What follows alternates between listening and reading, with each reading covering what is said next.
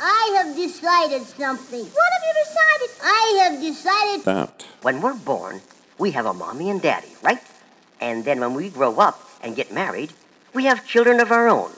And then our children grow up and get married and have children. And so on and so on.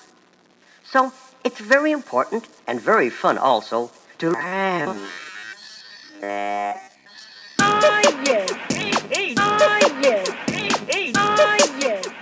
It's Tuesday, and I'm Miranda, and you're listening to Interesting Sex, a podcast about who, how, where, and why we fuck. Subscribe and rate and review me. I would do the same for you. Motherfuckers, I probably have done the same for you. And if you think you have good sex or want to just communicate with me, go to interestingsexpodcast.com or send me an email at interestingsexpodcast@gmail.com. Also, good sex doesn't happen by yourself, and neither do podcasts. So tell your friends about me. I am really excited to bring you a truly dominant woman today. She is a force. She is a strong, independent, in business and sexually woman. And I'm really happy she's on my show. Her name is Miss Lady. Her Instagram, Miss Lady Luck, MSL8E, like late, MSL8ELUCK. She is the owner of Ladies Wicked Playground. It's a sexy venue in Pennsylvania. LWPvenue.com, Ladies Wicked Playground. So let's just get into it because she's got a lot to say, and I've got a lot of learning to do. Let's open our ears, our hearts, and our holes and give a nice warm welcome for Miss Lady.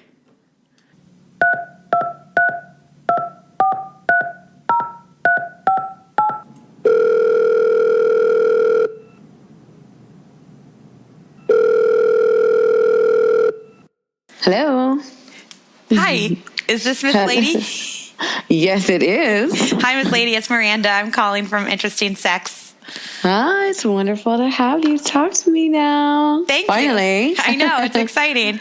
It's been you're a hard lady to get in touch with. It's a lot of work that goes with this wonderful game that we play. Yeah. So how was your day? Did you have a moment of quiet today, or you've still been as busy as usual? Yes, my day is pretty hectic. It's kind of all over. I'm a little scatterbrained today. But you know what? Every day on top of the ground is a good day. Right. So what are you busy doing in the day? What is your career kind of like? Okay, so I do the pro dom stuff, but I do so much more than that. I also run a club, and it's become almost like a staple, I think, in our community where we're at, which is around the Allentown, Pennsylvania area, and we're like a alternative lifestyle social club. So we host at least 30 to 35 events a month at our club. You know, on top of doing my pro stuff, on top of me having other pro doms who work out of there. We also run an adult Airbnb, and then we do 2 to 3 other outside conventions and hotel takeovers a month. So there's this lifestyle. Oh Lord, it doesn't stop. It's all over the place. So it just keeps me going. So you're constantly planning something. Constantly planning something. I can completely understand why people come to me to want to shut off, because I get it. Oh, wow. I get it. Okay, so why don't you, your name is Miss Lady, yes. And why don't you tell us who you are, how you identify as a human and sexually, and just a little bit about yourself. Okay, so born a woman, love being a woman. I love women. I would say that I'm probably a dominant hedonist. So I'm married to a woman, and I used to consider myself a lesbian. However, I find that with what I do for a living, I kind of get my cake and get to eat it too. I love all people. I love energy. I love things of that nature. So all different types of things kind of make me whole as a person. So it just seems like I'm a lover of good energy and good vibes. It doesn't matter if you're man, woman, trans, don't know, non-binary. I just kind of love all type of people. Dominant, I am. However, I don't I'm not like one of the dominant women who just feels like my wrath should be shown everywhere. Not that I have any issues with that. You know, everybody has their own mold and things of that nature. But I feel like there's something sexy about being able to be nice and quiet and just give a look and have people know that you mean business. I think that's a good thing. That sounds like my mom when I was a kid. That's it, baby. Just one look and you're like, sorry. That's right. So a hedonist, that's just someone who is always looking for pleasure?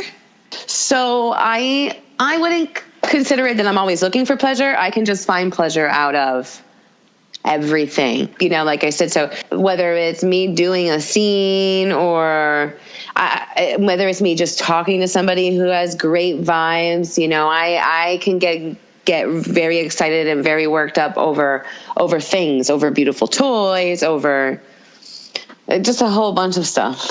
Okay. Lots of things can turn me. Lots of things can make my emotions in my body go from my head to my toe. Not just like a specific gender or a specific look. Just as long as it's got the good energy and the good vibes that kind of float with me. Okay. Does that also translate into things that aren't sexual for you? Like, can you find joy? Like, do you think because that you're always like that, like, does your food, do you think, taste better? Or can you find happiness like in every moment? I am such a foodie. It's ridiculous. People, I have a couple people that I do like weekly dinners with, and that's all we do is just go out for dinner and have a couple drinks. And they're like, you know, they love taking me out because no matter where we go, I'm like, oh, this is like everything is just so yummy and things are so good. And yeah, you know, there's too much stress and too much nonsense in the world to not try and enjoy and love all the good stuff that's out there, you know? So I just think that I'm a over lover at things sometimes. I just like to enjoy stuff. I love that. Okay, let's first start talking about you being a pro dom. Mm-hmm. Did you find that you were dominant when you were younger too, or is this something that you were taught? And like, how did you come into a career where this was your life? That's a really good question. So I would say all throughout my life, I've been placed in situations like from a younger child on up. I've been placed in situations where I didn't have a choice, but I had to kind of take the lead and things. Like if I was going to survive, if I was going to live, if I was going to eat, if I was going to have a place to stay, I had to make it happen. If I'm really looking back and really being honest, I would say maybe I was a little switchy without realizing what a switch was, without realizing anything about the BDSM lifestyle. I never even, if I'm honest, never even knew that there was such a lifestyle until roughly 5 years ago. 35 now. When I was about 29, I just met the right people, met the right person, and things came into my life. And when people started like telling me stuff and showing me stuff, and I started realizing like these are things that I've been doing kind of like my whole life, or things of that nature, from just having the power exchange type of deal where you're not playing with any implements or toys. I just was always the one who made the final decision, made the final call. I run the household. I run my bills. Like I've always been like that. No matter if I've been with a man or a woman, I just always was the one running stuff everywhere I went. And then when I started getting into the BDSM lifestyle, again, not with implements because I never knew about floggers and canes and paddles and stuff. I just never knew that there was such a thing. But when it went into like bedroom stuff and the sensual part of the BDSM, I realized half this stuff I do like at home, you know, like in the bedroom. Every once in a while, there's a slap on the ass, or there's a pull of the hair, or there's, excuse me, but I don't know how I can talk on here either. We say I just want to make sure. Want. Yeah, it's marked explicit. Sometimes it can slip. No, it's marked as explicit. We can say whatever you want. All right. So, you know, like I just realized that the sensual stuff, like the, the blindfolds and just stupid little stuff like that stuff that I was doing in the bed. And I always just thought like I was a freaky girl, not knowing that there was the word kinky, and the word kinky really meant a whole lifestyle in certain ways. And basically what happened is, for the first time, I decided to take a jump. I'd always worked at like a restaurant. I just worked at like vanilla jobs and whatever the case may be. Even though I enjoyed life, I just had like regular jobs. So my wife and I went into this strip club one time. It was a really nice strip club. And I realized I had waitresses there. Like, I never in my life was like, oh, I'm going to strip. I never had the confidence to be able to strip. And when we went in and I saw the head waitresses, I was like, maybe I can come in here and make a couple extra bucks at night. You know, I'm just waitressing on the outside.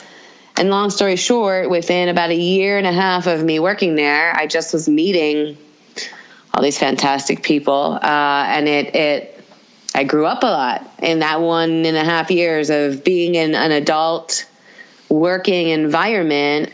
And I had one guy who came to me one day and he was just in love with my feet. And after being at a strip club, you know, feet are not normally the first thing that people want to come in there and see and touch and taste and feel and all that kind of stuff. You know, so when this guy was talking to me about it, I kind of like took an interest. I was interested into what he had to say. And after multiple conversations, a lot of him coming in and seeing me and things of that nature, he just led me to do my homework. Like, he gave me, a couple of websites to check out. He said I should look into things because there's a lot of people who are really interested in that, just as they're interested in strip club stuff. You know, he's like, there's a lot of people who really take interest in this, and I enjoyed partaking in things with him. So, and like, that was and that. your feet being worshipped, you mean? Yeah. And that was it. It was just feet. Like, he absolutely wanted nothing. There was no sexual favors. He did not need to get naked. He didn't want nothing. He loved his wife. He was super happy at home, been married forever, good house, good children, good job. He just has a fetish, you know, and it was like, it almost seemed like a counseling type of feeling. And the more that I've gotten into this in the past few years, the more I 100% believe it. Like, it was like he just had this fix that he needed to get, and that fix made him be able to go home and live a healthy, happy relationship with his wife, who just didn't get the foot thing. Like, their sex was great, their everything was great. There was just this one thing that was not sexual. It just is it's just something inside of him that he needed. And with that being said, it just was like from day one, it just sparked something in me. And he led me to a website or two to advertise on. And here I am 5 years later. We have the club, like I said, it's like the social club. We have over 3,000 members of our club. And it's just a really amazing thing. It's just the lifestyle is such a beautiful, wonderful thing if it's done correctly. Yeah. You know, so I was just lucky enough to be able to show my face, because there's a lot of people who've been in this lifestyle for a long time and would want to do it. Like, people always talk about doing it professionally or doing it this way or doing that way, but the problem is a lot of people can't show their face, right? They have to be like underground with things. And I just was blessed to not really have to care, because I took care of myself. I took care of my family. I took care of everything. So at the end of the day, nobody's feeding me. I don't really care if somebody cuts my, but it was kind of like, be who you want to be, or. Yeah. And your wife was supportive the whole time anyway. So that's a good question. We've been married 7 years. I've had my club for roughly 5 years. So this openness to this lifestyle came right around the time that we were married, probably after about a year of us being married. However, we were only married 3 weeks into each other meeting. So she had a lot to learn about me. But I heard lesbians do that. I heard it's like I've actually wanted to talk to someone just about being a lesbian, but it's like kind of a joke that I've heard that they'll move in together like right away. Because both are I don't know. I've never done it with another girl. I've never been married before. I think that with us, and this is going off, I think it was just at a point where we were like both grown and we're like, what are we waiting for? You seem to have everything I want. I seem to have everything you want. Let's just fucking go for it, because we're not getting any younger. And to be honest, and again, we're going off another story, but no, I like tangents. We'll come back. To be honest, if we weren't married, we probably wouldn't be together today. I think that the only reason that we made it is because we are married and we both feel so strongly about a marriage. Like like when I met my wife and when we got married, and she knows the story. I'm a pretty honest person. Sometimes I'm too honest, but like I wasn't in love with her when we got married. I loved her. I loved her sexuality. I loved her ass. I loved the fact that she had a good head on her shoulders. She had a good job. I had a child. And I'm like, I wanted a family. This will work. So let's do it. I like that you liked her ass before you liked the head on her shoulders. Yeah. Well, it was the ass that kind of, Yeah, within the first 3 weeks, you're like, yeah, ass. So, but I've fallen in love with her. Because she's just dedicated. She is loyal. She's like the housewife. She does go to work, but she comes home. She's a good woman, and I wouldn't be able to have my business if it wasn't for her being understanding. Because, one, like the first year or two, she was like, you and your crazy people. Did you go see crazy people again? Did you go see weird people? Because she didn't understand. And it wasn't her thing, so she really wasn't trying to understand. But when I opened up my club and I started having parties and I was having like soft openings, grand openings, and things of that nature, like I felt like I was missing my partner next to me. So what I did was I started having her come in and bartend. First off, because I was a small business owner and like I can't afford right now to pay a whole bunch of people. So I'm like, babe, I need you to come in on Saturdays and bartend from 9 to 2 or whatever. And with that, in the first year of her doing that, she got to know the people, and people become friends with. People love her. People come there to see her more than they come to see me, and I doubt that. So with that, so she's getting into it now, and she's definitely a supporter. It takes a lot to run a small business, and it takes a lot more to run this type of small business, because it's not like I can just advertise everywhere, and we got to vet people to get them in, and so it's a slow growth, and it definitely takes a lot of loyalty and a lot of support. So yeah, I couldn't do it without her and my crew. I've got a good crew now. So the name of your place is Ladies Wicked Playground? Yes. Okay, and that's in Philadelphia? In the outskirts of Philadelphia. It's actually about 45 minutes outside of Philadelphia, more towards Allentown area. And you're Miss Lady from Ladies Wicked Playground, so that's just you. I was kind of curious, how long have you been Miss Lady? Is that just starting when you started into this lifestyle? Yes. And how did you choose that name? I was thrown into it. It's so funny because when I was working at the club, my real name is a little bit different. So I just always used my real name because nobody ever thought it was my real name. When I started talking to the one gentleman who showed me a couple different websites and had me doing my homework on stuff, we were just talking. I was just saying, he was just telling me, there's scene names, there's different names in a lifestyle.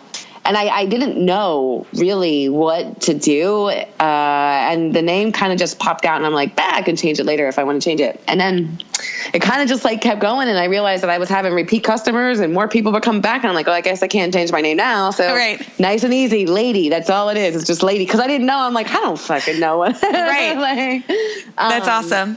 So you started out just as a kind of a foot fetish model person. That's exactly it. Did you make some bank doing that? What was that? Did you make some bank doing that? So I did. I made enough to make me want to keep going. I started after multiple conversations. I started meeting with this gentleman outside of the club because the people who are into the fetish stuff, the real fetish stuff, some of them come into the club, but it's a little bit different, right? And then there's a whole other world besides this strip club. And these people were doing sessions, and this is when I learned about sessions. And once I started advertising, after I would meet with him, we would get a hotel room. And he was like, look, I'll leave you with the hotel room. He lives 2 hours away. He's like, see who you can get a hold of, see if people want to get together. So I did it. First off, I wasn't into taking anybody and everybody who contacted me. I tried to be a little preserved about it, right? Because you never know. First off, I'm new to this, right? I don't, not that I have an issue with how anybody ever makes money, but there's some ways in certain states that are legal and some ways that aren't, right? And the last thing I'm trying to do at a hotel room is have a cop come and say that I was soliciting him for other things that could get me thrown in jail, right? So I tried to be very, very careful. And in the advertising, I did advertise just for foot fetish because I didn't really know much of anything else. And then for 2 months I did that. I went to a hotel room like 3 or 4 times a week, sometimes 5 times a week. That gets expensive. And then if you have 2 or 3 people coming in each time, it can look funny. You know, the people who started coming in, they were asking me if I would do other things. And I would just let them know, like, I don't know how to do it. However, you know, if you want to be my guinea pig, if you have toys or if you have a flogger, if you have a paddle, like if you want to be my guinea pig and show me the correct way to do it, you know, I would absolutely love to learn. And that's how I learned. My whole first year, I had no mentors. I didn't know anybody in the lifestyle. I didn't know. I was learning from my customers. Clients taught you. Yeah, and I love it. And it's funny now because I have so many of them who were like my first, and they would tell me about stupid things like puppy pads, and like one guy he was showing me how to do CBT, and I'm like, I don't have weights, I don't have CBT, anything like that. This is cock and ball torture. Okay. Cock and ball torture, right? Oh yes, I cannot wait to hear about this. Please. I actually haven't talked about it before, really. It's great because I was like, I don't have any weights. I don't know what to do. And he's like, yes, you do. Go get that empty bottle of wine. So I'm like, okay. I get the empty bottle. He puts water in it. He ties up a nice, good sailor's knot somehow, whatever, to the top part of the wine bottle. And to this day, I still have that wine bottle.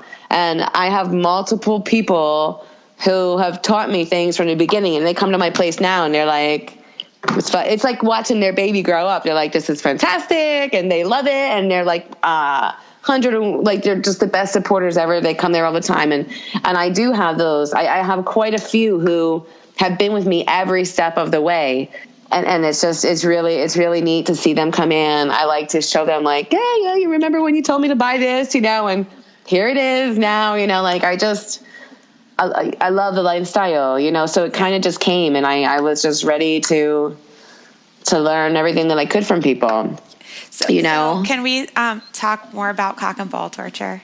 You're so silly. Yes, we can, little girl. What would you like to talk about? I want to know. Okay, so when you said I don't have weights, I was like, I didn't even know you use weights. Like, okay, what do you do to their cock and balls? Why do you think they like it to be hurt so bad? Let's just talk about that first. Okay, so it's funny because some people, their junk will stay hard the whole time. Like, it doesn't really hurt them, maybe. I guess it's another type of sexual arousal that they get off on. Like, some people, I'm like, well, you're really taking a lot, and their stuff is like, bam, like a rock. And I'm like, that's how I know. You must be enjoying it because it's not going down. And I'll go real hard with people sometimes, and they stay really hard. And then some people, like real hard, like hard. What are you doing? So there's lots of different things. CBT can be light. It can be a light torture. It can be a harder torture. So you can just tie them up. You know, there's a lot of people who use cock rings, okay? And the cock ring can just go around. And then that doesn't have to be unpleasurable. You know, a cock ring just keeps you staying up, things of that nature. But then you can use shoelaces and tie it on all different areas. You can tie each ball separately. You can tie them together. Clips, like the clips that you clothespins. Okay.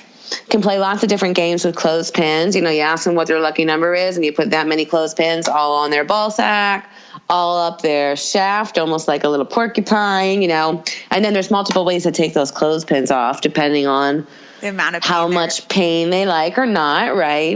You know, so you can just pull them off nicely, or you can take them off with a whip one by one, or the longer you leave them on. I've seen this happen to boobies before in a video. Yep, same thing. And then so there's other things that you can do, and they're just like clips, and they have weights on them, and you can just slowly keep adding weights onto the balls to pull it down. Needles, you know, people get into needles. I put 24 needles actually into the gentleman who tied my wine bottle for me. Like acupuncture style needles? Yeah, and bigger ones. Where do you put them? Like in their balls?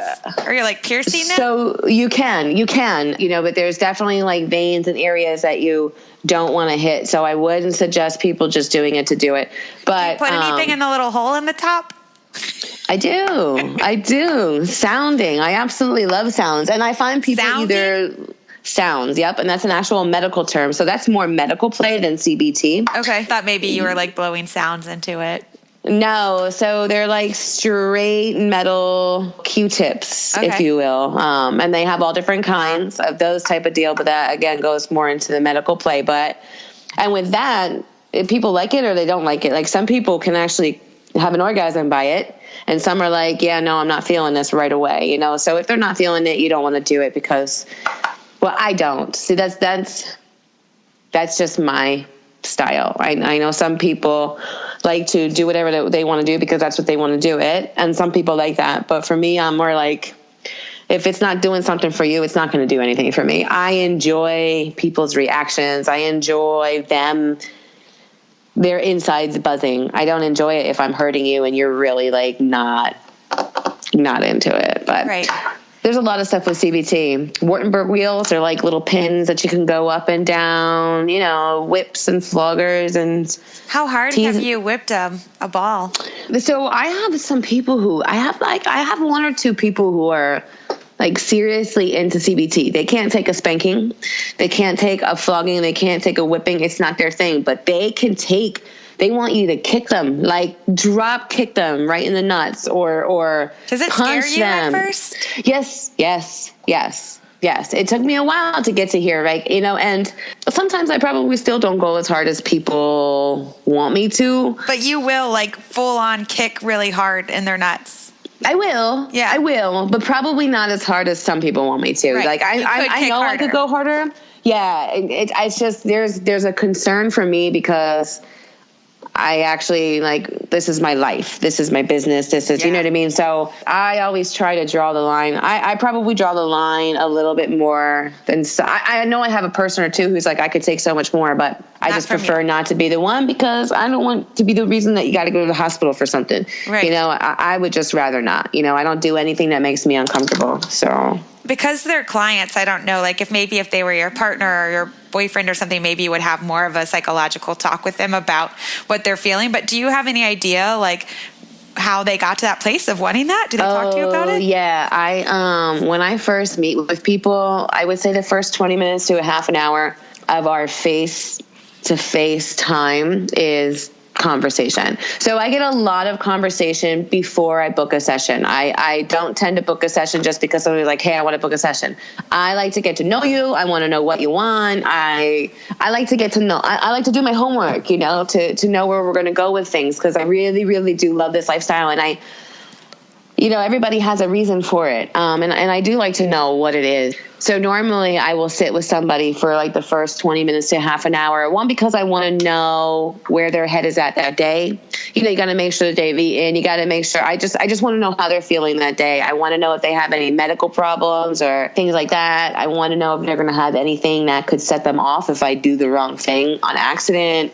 You know, a whole bunch of different stuff. And then I do like to know the background a little bit. It's kind of like a turn on. I like to just hear and find out why.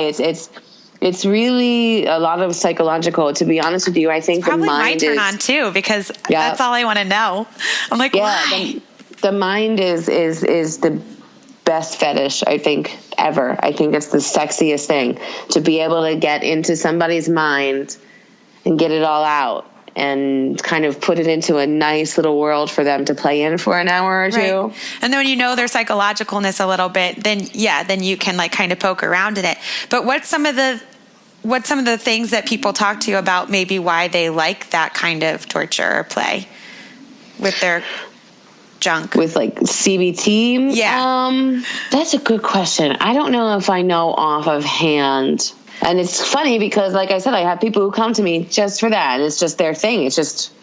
So as a pro dom, do you just do that now at your club? Or do you still like have like clients? And when you go, do you wear like the super sexy outfits you wear on your Instagram and stuff to people's houses? So I actually... And why don't you tell us your Instagram right now so people can look you up? Miss Lady Luck, MSL, the number 8. E-L-U-C-K, Miss Lady Luck. And that's both Instagram and Twitter. So you can find me everywhere with that. She's hot, y'all, so you need a look. Yes. She's really, really sexy lady. Oh, thank you. Thank you.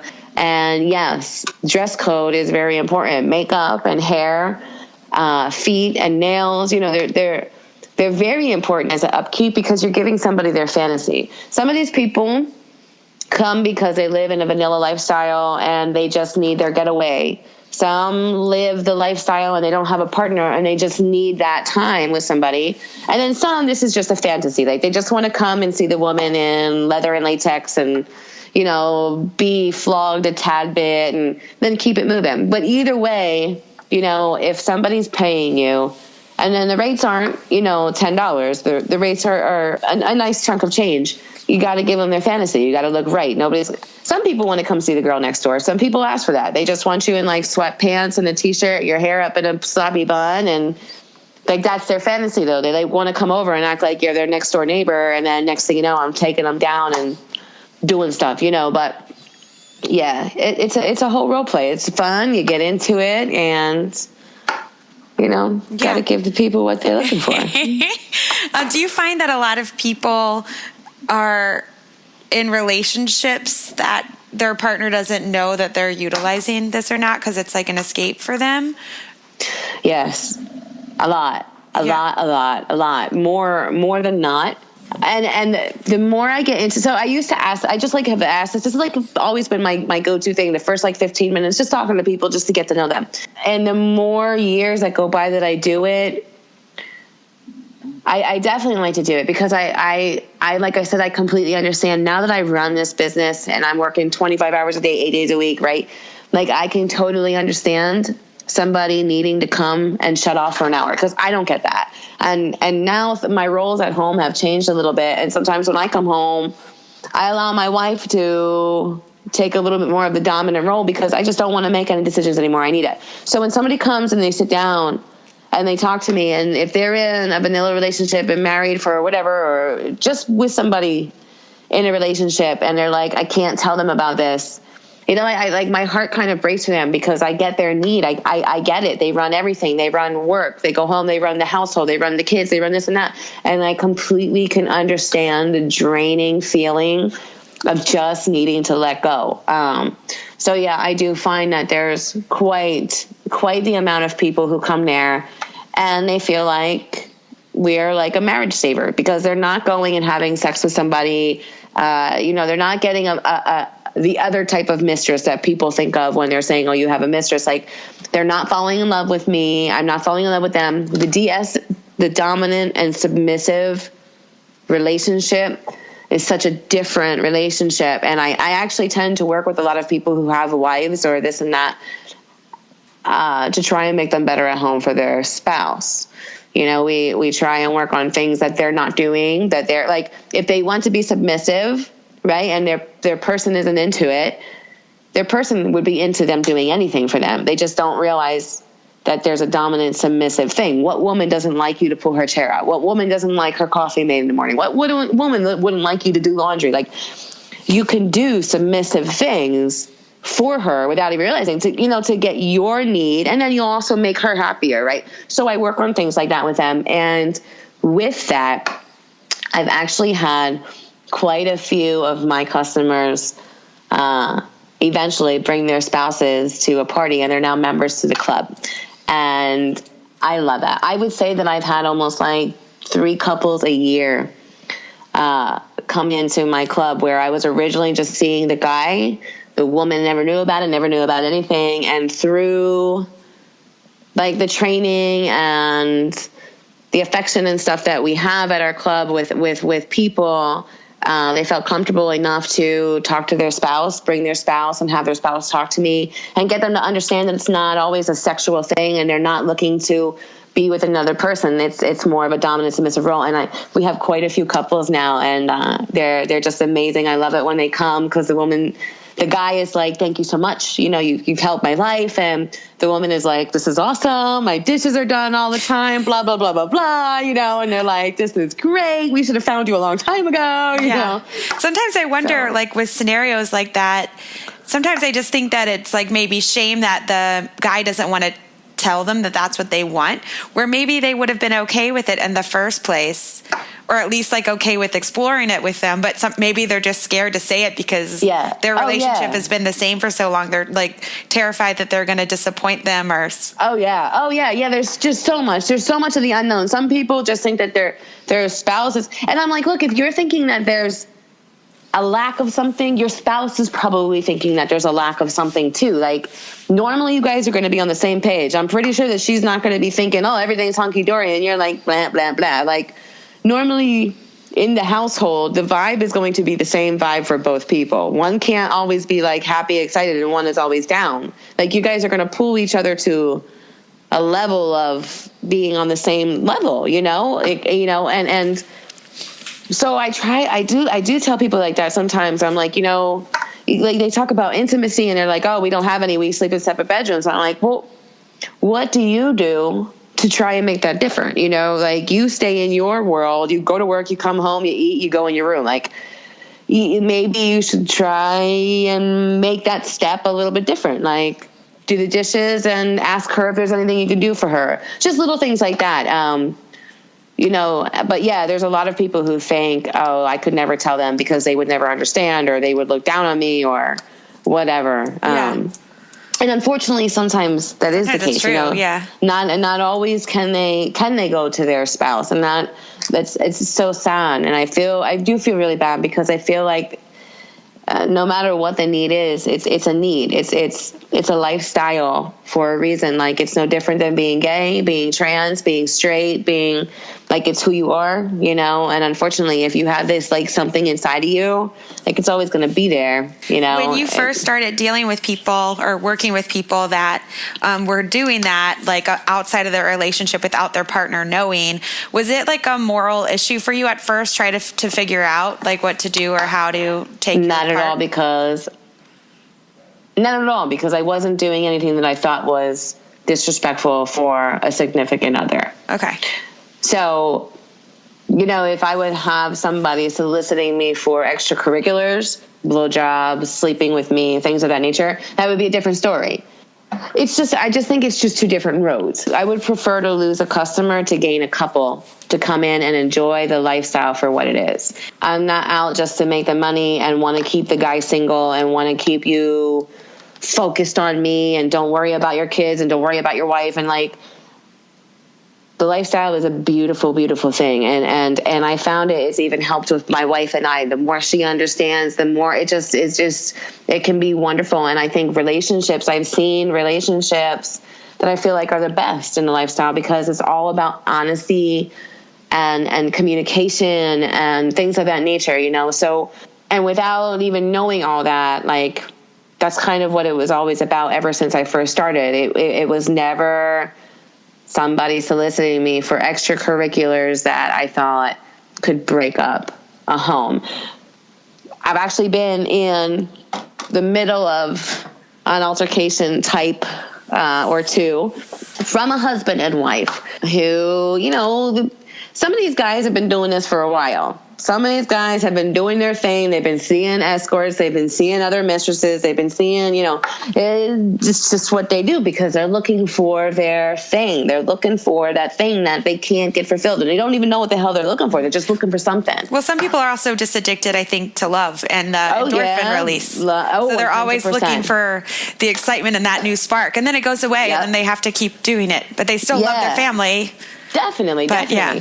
And I've had two women who have had trackers on their men, and they have showed up to my place, and Lord have mercy, I thought I was going to get punched in the face, but I didn't. There's always been a way for me to be able to calm it down. I think because I'm not... I just feel like when you sleep with a man or a woman, whatever the case may be, when you have that type of intimacy, I feel like there's different feelings that are exchanged. When there's a DS relationship, there's feelings that are exchanged, but they're on a different level. They're not on a husband and wife level. They're on a submissive and dominant level. And I feel like I'm not taking that from their home because they don't have that in their home. You understand? I'm not trying to be your lover. I'm not trying to be everything that you want in a wife or a woman. I am your mistress. I am completely different. You're submissive to me. You listen to me. You don't get to touch me. You don't get, like, it's just a whole different type of dynamic. Like, if I thought I was taking away from their dynamic at home, it would probably be a lot harder for me to talk to these wives and have them come in. And I probably would be pissed, because then I feel like, oh, if you're fixing shit with your wife, that means I'm going to lose you soon, right? But the DS dynamic is just much more different, you know, like I said, than the husband and wife dynamic. So it's not very hard for me to face them. And it's not very hard for me to get them to understand that there's just something, you know, that's just different. I've had a wife or two say, you know, well, what's it about me? Why can't I do it? What does he need to come see you for? And they get very emotional. And I just try to get them to understand that, like, you guys are married, and most of the women are submissive to the men, and they even say it, like, I don't know how to be dominant. And I said, that's the whole thing. It's just because you're not. You don't know how. You can't make yourself be something you're not, right? You know, and sometimes the men just need a little bit of that off time. Yeah. And but I think people can learn tools. Oh, definitely. To still fulfill at least part of their partner's fantasy. Oh, definitely. If they're open for it. Yeah. You know, if they want to try it, definitely. That's like. And that's what the club's for. They come, they play, they learn. That's it. We have classes. Like I said, we have like 31 events a month. So between play parties, we have classes. We have a dominant and submissive roundtable that happens both at the same time. So if we have couples who are in a DS relationship, the dominant can stay upstairs with all the dominant people, and they have like a 2-hour roundtable just to talk about stuff that maybe they can't talk about with their friends. And then there's submissives that get together, and they have theirs downstairs. So at the same time, everybody can have a place to talk, and I think it's very important. I just imagined like all these like bros like high-fiving and cheersing upstairs, and like downstairs it's just like people crying. It's so funny because it's actually the opposite. Not crying, but it's the opposite. And there's a lot of women up too, because we have a lot of female-led relationships, and so upstairs it's always very serious conversation, and this is how life should be, because everybody runs everything in this group, right? And then you hear downstairs giggling and laughing and playing, because all the submissives are down there being like little kids, or then yes, it can be a very heartfelt one. They all come up with teary eyes. Yeah. Like it was like, so but I find it's amazing, because these people, if they're in a DS relationship and nobody in their family is in that, they don't know any of their friends, who do they talk to?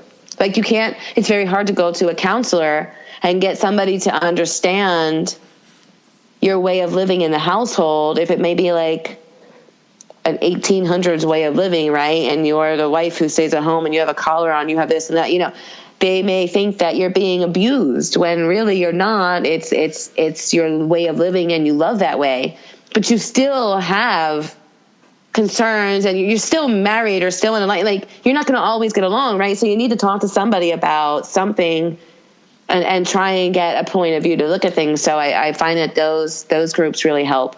And then we have like hands-on workshops for couples and for singles to come to almost every single week. Like to learn stuff from caning to fire play to cupping to flogging to spanking to sensual massage to like all different kind of stuff. It's just an awesome life. And I feel like people should just learn about it as much as they can. What do you think in the last, I guess, 7 years from going to just like pre-kink to now having your own club, what do you think has served you the most, and the biggest like thing that you notice that has changed you into a stronger like person? You know what? Have you ever seen the movie? The Devil Wears Prada? Yeah. That movie. I saw that movie probably like 2 years ago. For the first time ever. I've seen it like 7 times probably. I'm like, that's it. That's who I want to be. That woman right there. Like, yeah, Meryl Streep. Not in a demeaning way, but it just has helped me to grow into a confident woman. I think that there's something sophisticated in dominance. You're supposed to be something sophisticated in dominance. You're not supposed to be a raunchy, trashy douchebag. Like, there's something elegant about it if it's done the right way. So I think that I've just totally am learning more about myself on a daily basis. And my slave, he's been collared for 4 years, and he's like my husband. So you have a wife and you have a slave? Yes, I do. And my slave comes to my home. My children love him. My family, like everybody knows. My grandmother's the only one who I don't call him my slave to, but my grandmother is pretty smart. So I'm pretty sure she knows exactly what the deal is. And she's like, that's her second grandson, but that is my slave. He devotes his total life to me. He goes to work, he comes home, and I am his life. My wife is his life. My children are his life. Like, so he lives with you family. Too? He does not live with me at the moment. He lives on my property at my club. He has a 1-bedroom studio. So he takes care of the grounds and he takes care of my club. We will be living together in 4 years. We have a retirement date for him, and that's when he'll be moving in with me. And then he'll be kind of, he sounds like quite the find. Yes, he's my butler, basically. Basically, that's exactly what he is. And he has helped me to define who I am. He has helped me to learn, because there's things that I don't think of, because I am a babe to the game. Even though I've got so much going on, there's nothing like knowledge, and knowledge comes with time. I've not been doing this for 15, 20, 30 years. And my slave is in his 50s. He's 20 some years older than me, and he has ideas that I don't have yet, or ideas that I haven't thought about, and simple little stuff that helps me to say, oh yeah, that's great. And it just makes me look better, because he's a good slave and he points things out and has ideas that will help to make me be a better mistress, and so and he doesn't come across saying that he has better ideas. It's just, he's just such a good boy that then he'd get hurt. Yes. Okay. So yes. Now my brain is like swirling around slave. So, can I ask questions about him? Because of course. So you were mentioning earlier that like your people, like if somebody comes to see you, like they can't touch you. Does your slave, does he get to, he doesn't get to have sex or anything with you? He just... Absolutely not. Oh no. No. Okay. So why do you think he does this? So that's an awesome question. So now, first off, let me say that people are in relationships they're in, like monogamous relationships with their DS partner. So I'm not. My wife is who I sleep with. I do not sleep with my slave. My slave is my slave. I have allowed him to have sexual play partners at first, and he has slowly decided that he doesn't want any because he loves me, and he doesn't have it. He doesn't get joy of it out of being with another woman. And I allowed him that opportunity because at the end of the day, I feel like everybody needs to have an orgasm every once in a while. You're going to be a whiny, complainy bitch, and I don't want to hear it. Right. So like I would allow him to have certain dates. So he could get his fulfillment and then make sure he was on point for me. And like I said, after the first year or so, he just didn't want it. He loves his position, which is why he's my slave. He's the only one I have collared. He's been collared for 4 years. And collaring to me, everybody has different opinions on what it means. Collaring to me is it's like a wedding band. And I feel like the only reason that we've lasted so long is because we have our collaring. He has his wedding band. We have our wedding vows, basically. And I think we both just we uphold them. Like we have problems too. Everybody has issues. Life is going to come with issues no matter what type of relationship you have. It's just finding the right people to get through them with. And, so yeah, we have a no physical like that. No, I give him hugs every once in a while and I love on him, but he's really a slave. Every day when he sees me to say hello and to say goodbye, he'll get down on his knees and he kisses my feet. That's how he remembers who he is on a daily basis, right, in my life. Because sometimes life gets very busy and I don't play with him all the time. He probably gets played with the least amount of anybody else because I do it for a living. I got to do it all the time. So at the end of the night, a chef doesn't come home from work and want to cook a dinner because he's been cooking all day. And that's kind of how I get, unfortunately, right? All day long, I have to put on a fantasy. All day long, I have to play with people just because they book a session all day long. So at the end of the night, I'm like, I'm tired. I just want my feet rubbed, But he loves that. It's It's amazing, but it's like it was like this lifestyle was made for him. He just wants to serve. He just wants to make me happy. He just wants to see the smile on my face, and he's 100% happy with his position in life. He's not trying to be my boyfriend. He would never want to be my boyfriend. He does not. There is no baby. There's no honey. It's constant. Yes, ma'am. No, ma'am. Like. You know, and that's just perfect. So does he have a job outside? And if he lives on the grounds, do you pay for his home, his living, and he takes care of stuff? So we are now at the point where his paycheck comes into my account. He doesn't take care of anything. I take care of it all. Okay. So I pay all the bills. I make sure that he has money for groceries. I buy him his clothing. I pay for his doctor's appointments. I take care of everything. So basically, it's just like a husband. He goes to work, right? His cash goes in the account, and I, as the wife in vanilla terms, right, as the mistress, I take care of everything. Okay. And it's also just like a lot of marriages, he also doesn't have sex. Yeah, pretty much. Exactly. And how do your kids? He gives me all his money. I do what I want with it, and then he's actually in a cage. He stays locked in a cage, like his dick is in a cage. Oh, okay. He's got one of those lock things. Always it's in there. Chastity. Yes. Yep. Unless he gets permission, but he doesn't want permission. Yeah. So, but he doesn't even get to jerk off. No, every once in a while when I allow him to come out. When he first came to me, that was a very big issue that he had, and he was repetitively doing it too much. So that's originally why we started the chastity, just so he could understand who he needs to ask first before, so he could.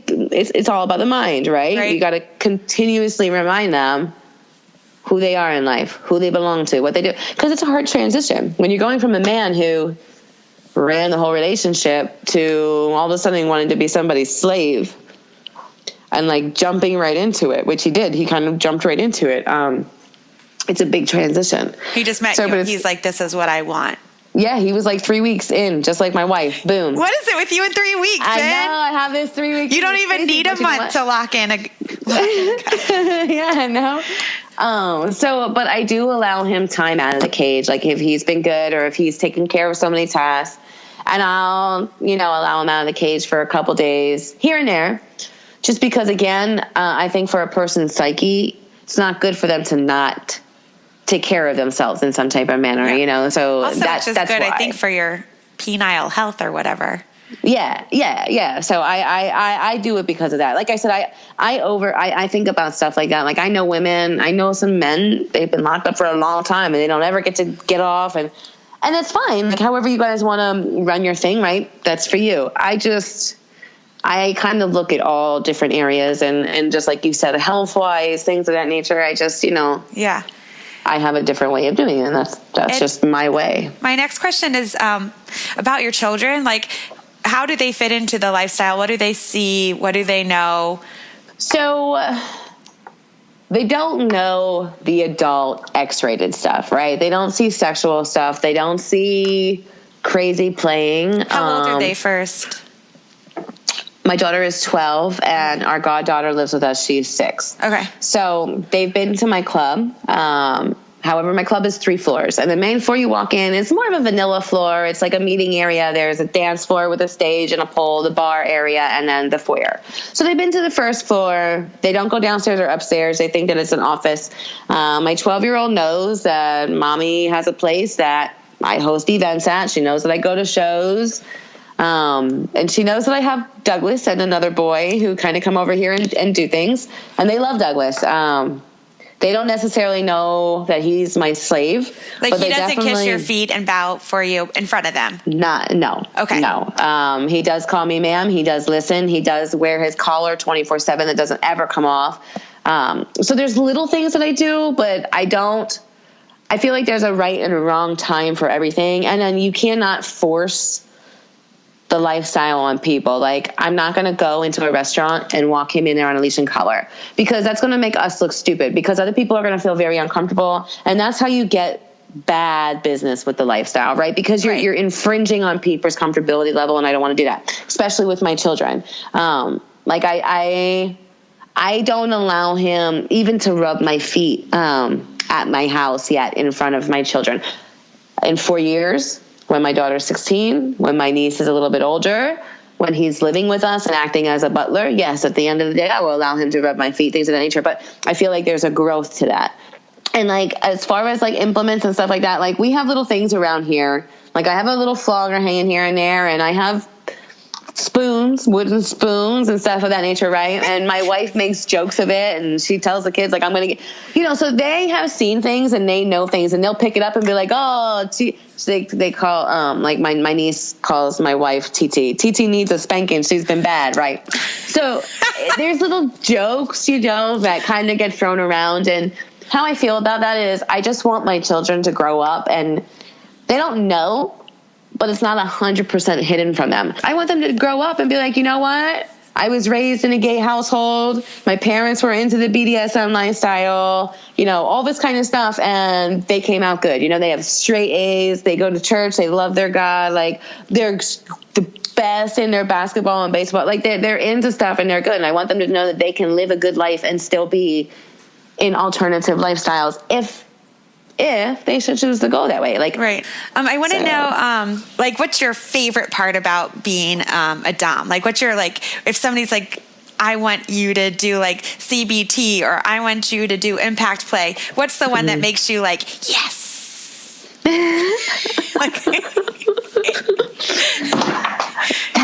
Lord have mercy. So like, it's crazy. So floggers, if we're going to go for like an implement, it seems like floggers, cat o' nine tails, they seem to be my go-to all the time. Like I don't leave home without them. They say, don't leave home without cat o' nine tail. They're floggers, which basically is like pieces of leather or pieces of rope or whatever you want to make it out of. Most of mine are leather. And you just have a handle, and there's maybe about like 15, 20, 30 falls that are like a foot, 2 feet long, right? And those are cat o' nine tails and things of that nature. And they can be so sexy and soothing. They can go really soft and feel like a nice massage. They can get harder and feel like a deep massage. And I just have this wonderful chemistry with my floggers. They just flow very well, and I absolutely love them. So those are like my go-to. So when people say they just want a good flogging, they're like an extension of yourself, you feel like 100%. Okay. It's so crazy because when we go to shows, like I never get to do anything else because everybody just wants me to flog them, and it just is because I just what I love. But if we would go without going to implements, I would have to say, because my other top-notch thing is simply when somebody gives themselves to me. I think there's something very sexy about somebody who submits themselves to you. That's the word I'm looking for. Because you can't just take control from somebody. You can't. If they don't want to give it to you, you're not going to get them to do anything you want them to do, right? Unless you're like going to beat them and put them into a harmful position. So what I find the most attractive, what can make my panties wet and make my blood hot through my body within seconds, is to have a very dominant person, whether it's man or woman, whether it's trans, doesn't matter. If you're a very dominant person in life and you can get on your knees in front of me and say, I'm here for you, ma'am, like that just does it to me. That is just it. That is so sexy. I think that is the complete gift when somebody can just offer themselves up to you to have your way with, I think that's what does it for me. That is pretty hot. So you're just like a dom through and through. Like that's where you get off. Like that's what you love. I like to talk to my guests about a bucket list sexual scenario that they would like to have. Is there anything possible that you haven't had yet that you would like? So yeah, right. Kind of hard. I own a sex club. I get to see a lot. I do a fucking lot. But yes, I kind of do. And this I don't know how well this is going to go over, and if my wife watches this, hey, I love you, but I think it would be super sexy to have my wife strap up. And I would love to have a second person in the scene. And I would like to be double fucked, double penetrated with her running the scene. I will, but this is like, probably close to never going to happen because I don't know if she's not able to compartmentalize so well. So I don't know if having a man come in to play with us, we've dabbled, we've talked about this before, but I think it's something that I don't know if she's ready to bring into our relationship yet. Because at the end of the day, I just want it because I know the shit feels good. Because we have toys, and we've done double penetration. And sometimes my fantasies go, I see a lot of shit, right? And sometimes I'm like, yeah, girl, I know how that feels. Like, and so, yeah, sometimes my fantasy wanders. And I would like to be made to have, like, 101 orgasms and just fucked silly till, like, I can't move anymore. Like, sometimes my mind wanders like that. But doesn't sound too bad. Well, maybe like after the kids are out of the house and stuff, and you guys have a little bit more freedom and free time, maybe I will start exploring more and differently together. Yes, one day. If anybody knows me and they're watching this, they're probably going to be like, oh, hey, can I? Yeah, No. I'll be the one.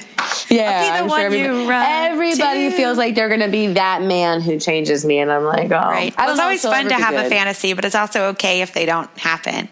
But if you're not dreaming and thinking about stuff, then you're probably bored. So you might as well let your mind play. That's right. One day, you never know. Little by little, you just take it slow. Yeah. Maybe first you just have somebody like come in the room and watch, and they don't even get to play. And that's something and then she can just get comfortable with another. Mm-hmm. I don't know. I've not done any of these things, so. Well, But I have plenty of time too. That's right, darling. That's right. I thank you so much for coming in and talking to us and like help spreading just like sexual awareness and positivity. And I'm so happy that you found what it is that you wanted to do and just like went for it. It's really amazing. Thank you so much for getting in touch and for taking the time. I know it's been a lot just trying to link up and everything, but I do appreciate it. It was awesome talking to you. It really is an amazing lifestyle. And the more that you learn about it, like, I just feel like, how can you go wrong with it? Right. Yeah. I mean, in sexual areas, in communication areas, and just life in general, it's a good thing. So, well, thank you. Don't hang up yet. Okay. Thank you so much, and we will talk to you soon, and please keep me updated on anything, okay? We'll talk to you later. Perfect. Okay. Perfect. Thank you. Bye. Man, that woman is fierce. She's fine. She's not mine. Wah, wah. You guys, go check out Miss Lady. She's really stinking gorgeous and amazing and cool. Check her out on our Instagram. All of her links are in the show notes below. Miss Lady Luck, MSL8ELUCK. And go visit her club and let me know how it is. As always, we have to take a moment to remember that we are very lucky to live in a time and in a place where we get to have sex with who and how we want to. Let's take a moment to send our thoughts and our prayers to those who are not in the same position as us. 10% of any profits from Interesting Sex Podcast will go to help stop sex trafficking. I can't think of anything worse than a child being moved around in sex slavery. I will see you next Tuesday, and you can find out what the pussy drags in. Thanks to the band 41 for this great music, 41music.net. Now